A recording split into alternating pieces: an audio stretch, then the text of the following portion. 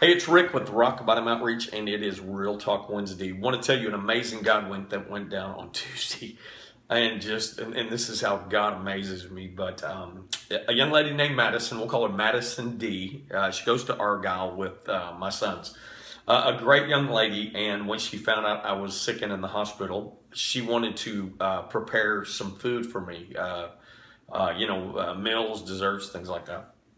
And so, of course, I agreed because I don't cook for myself much, and so I certainly appreciated the offer. Anyway, she was going to come on Wednesday and drop the food off outside at my apartment, but I was not there, and so I passed on the word, just have her leave it outside, near the grill.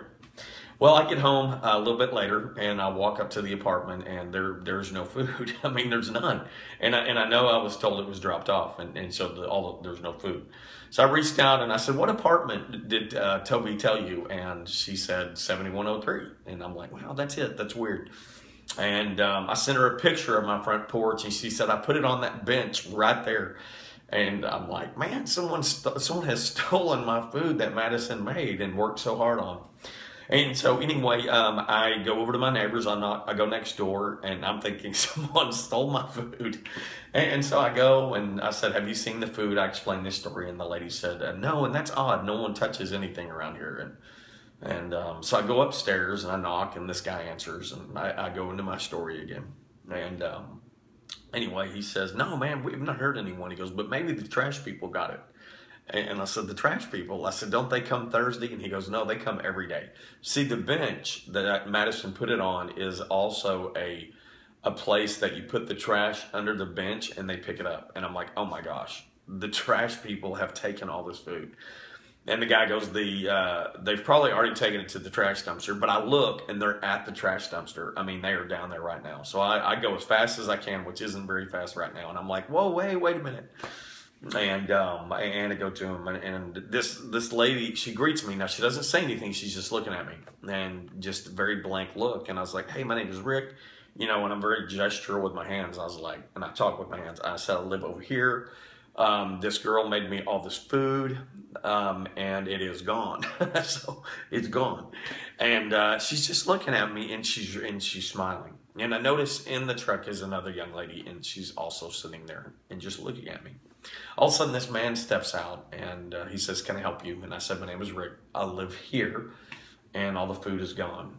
And he said they picked up the trash. And I noticed the young lady in the truck is eating a muffin, and she's grinning ear to ear. She's not like laughing at me, but she's smiling as she eats this muffin. And so I explained to him what the deal was. I said, I just got out of the hospital. This young lady did this great thing for me. And about that time, I noticed I had seen this girl before, and I saw her walking around the complex, and I could tell she didn't have very much. And so he opens the trap door, and there in that front seat is lasagna, taco soup. All of this food is sitting there. And the young lady was just looking at me because she could not understand a word that I said, or it appeared that way. But I could tell there was a communication problem. And so I said, sir, do y'all need some food? And he said, we could always use some food. And I said, well, here, I'll tell you what. You take all of this, and I'll just take a little bit here. I'll take this. And so I shared this with them. And he said he appreciated it. And I walked away, and I wasn't like, wow, look, Rick, look what you did. That was not it. I was thinking, look what Maddison did without knowing it.